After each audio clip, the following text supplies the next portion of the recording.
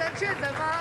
出席族语模范母亲表扬活动，总统蔡英文被问起行政院长陈建仁的身体状况，因为他在前一天确诊了，母亲节一整天的行程全部喊卡。对，他昨天晚上深夜回到家以后有咳嗽的情形啊，他很警觉性哦，他就没有其他身体不适，他就自行筛检，筛是阳性的。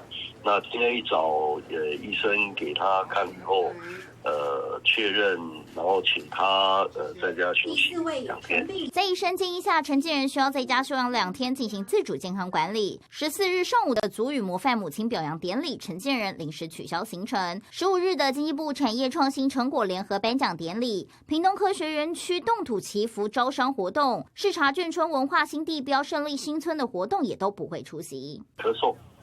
咳嗽还好啊，但是他身体状况良好。院长是祝福母亲节快乐。政府在各项的育儿的政策跟做法上面会自己继续的加强，更加的友善，让大家都可以做个好妈妈。